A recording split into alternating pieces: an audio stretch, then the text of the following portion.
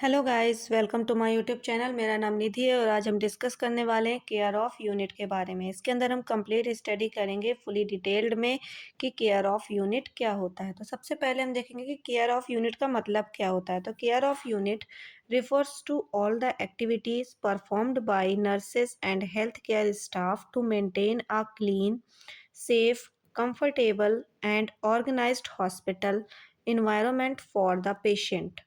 It ensures that the patient receive care in a hygienic settings that helps in recovery, safety and comfort.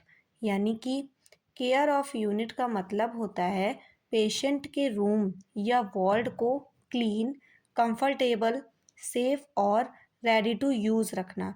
इसमें bed, furniture, equipments, linen यानी चादर, environment सब कुछ properly maintain किया जाता है।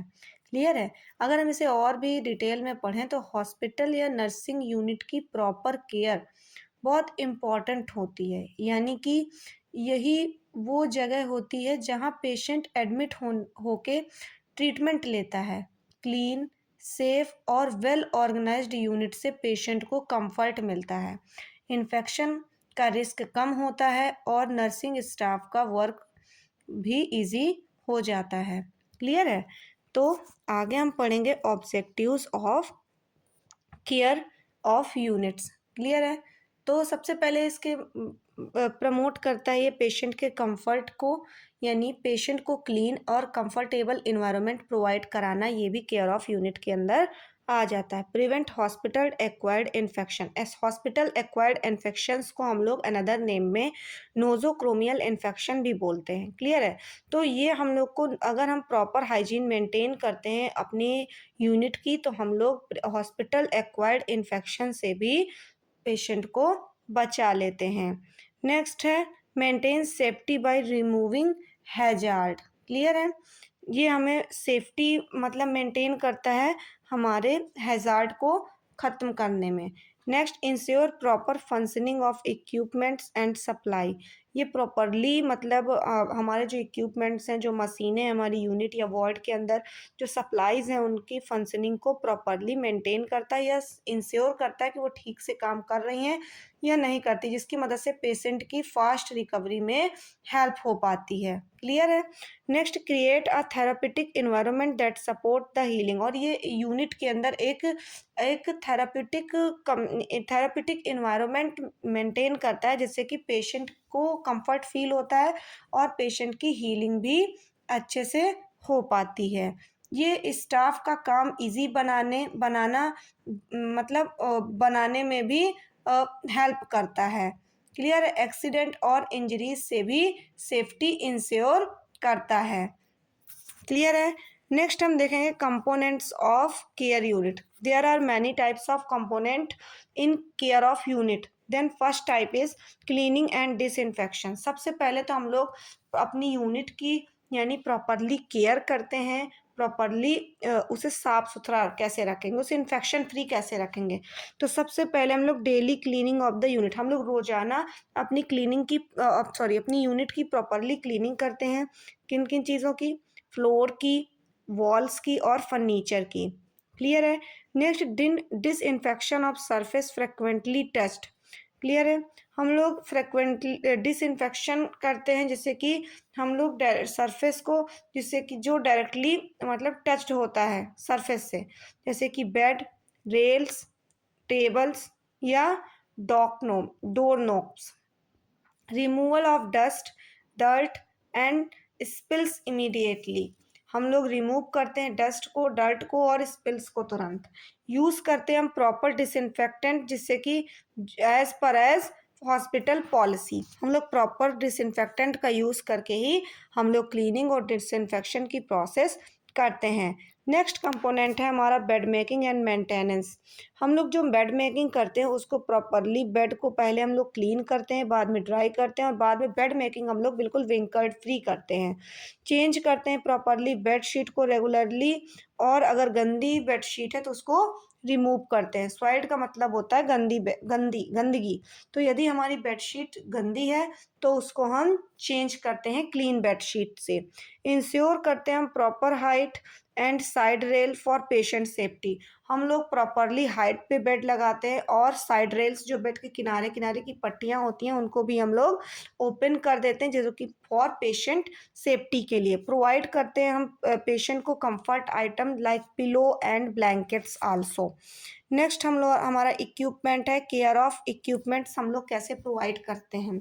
Regular cleaning of equipments, हम लोग रेगुलर क्लीनिंग करते हैं अपने इक्विपमेंट्स की, like BP operators, thermometer and stethoscope. हम लोग प्रॉपरली क्लीनिंग करते हैं, जो भी इक्विपमेंट्स हम लोग हॉस्पिटल के अंदर यूज़ करते हैं उनको हम लोग प्रॉपरली क्लीन करते हैं, जैसे कि बीपी ऑपरेटर्स हो गया, थर्मामीटर्स हो गया, स्टेथोस्कोप हो गया, इनको हम रोजाना चेक करते हैं कि ये ठीक से काम कर रहे हैं या नहीं कर रहे हैं। Next ensuring machine like oxygen cylinders.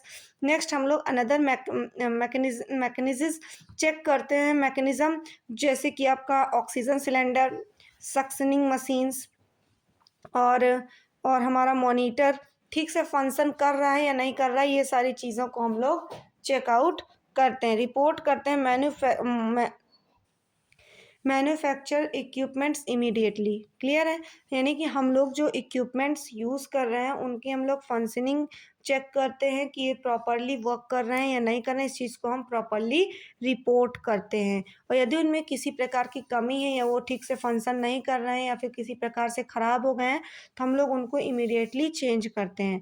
Ensuring Sterlite equipments for procedure, हम लोग इंश्योर करते हैं प्रॉपरली स्टराइल इक्विपमेंट्स का ही यूज़ करते हैं ड्यूरिंग प्रोसीजर। हम लोग जब किसी पेशेंट को कोई भी प्रोसीजर परफॉर्म करते हैं उस दौरान हम लोग प्रॉपरली साफ़ सुथरे इक्विपमेंट्स का ही यूज़ करते हैं। नेक्स्ट कंपोनेंट है हमारा care of articles and supplies.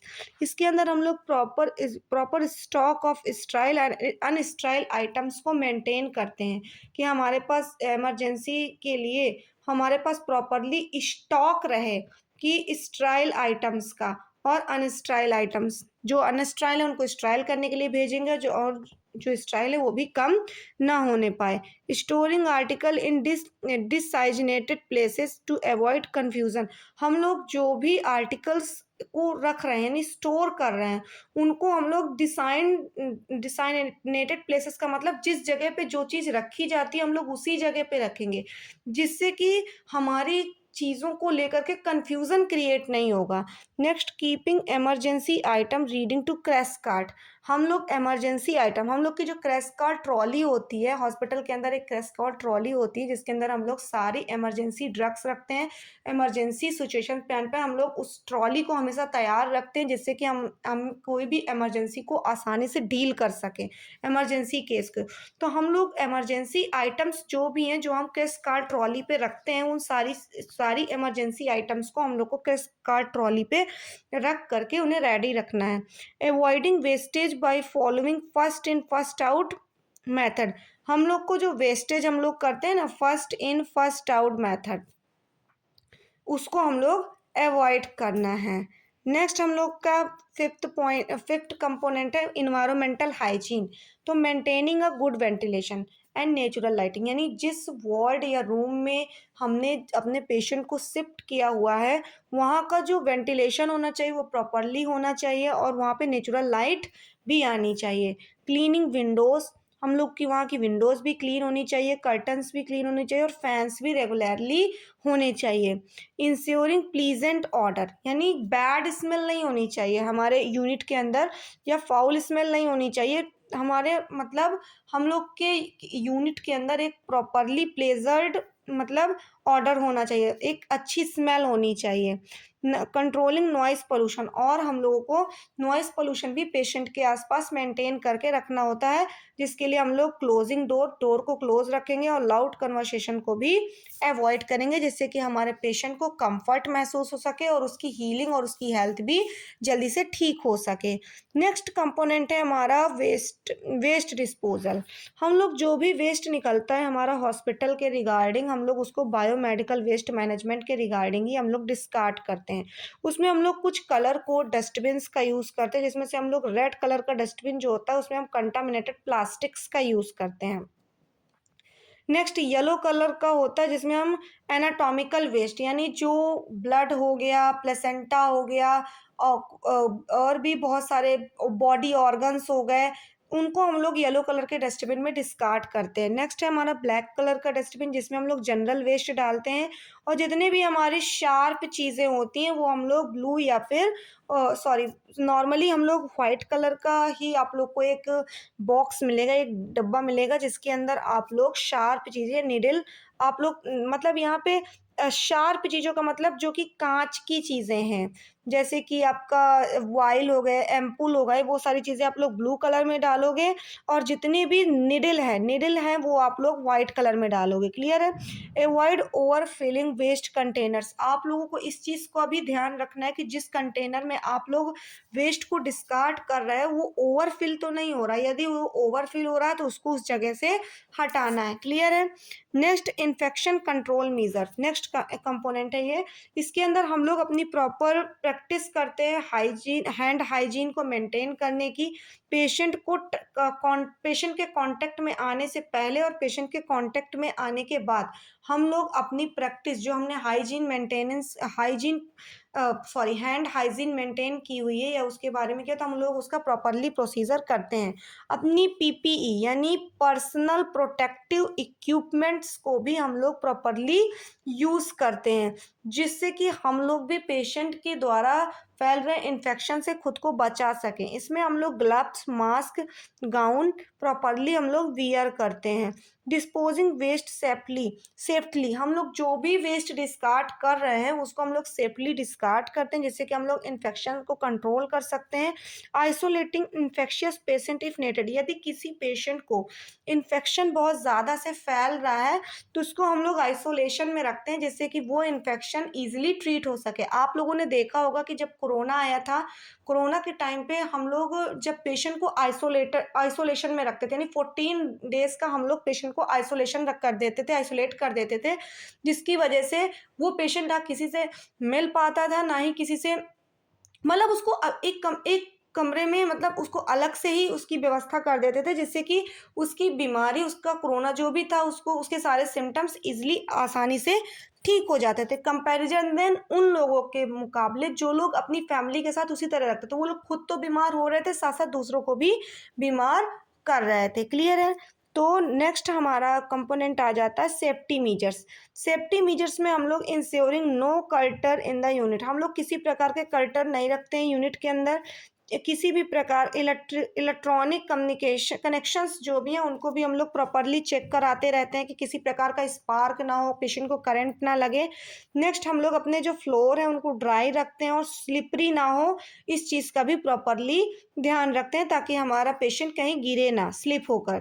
हम लोग शार्प ऑब्जेक्ट लेइंग ओपन, हम लोग ये शार्प ऑब्जेक्ट को भी अवॉइड करते हैं अपने पेशेंट के आसपास।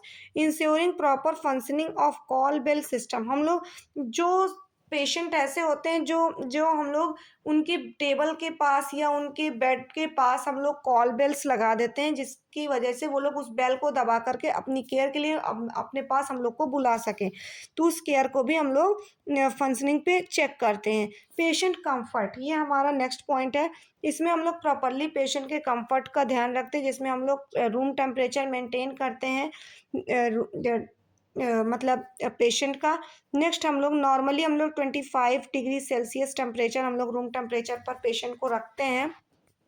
Next providing privacy using curtains and screens, हम लोग प्राइवेसी को मेंटेन रखने के लिए पेशेंट का कर्टन और स्क्रीन को रखते हैं। Next keeping drinking water and personal belonging accessible, हम लोग ड्रिंकिंग वाटर के की भी व्यवस्था करते हैं और पर्सनल बिलोंगिंगनेस की भी मतलब रखते हैं। और नेक्स्ट हम लोग नॉइस और डिस्टरबेंस को भी रिमूव करते हैं।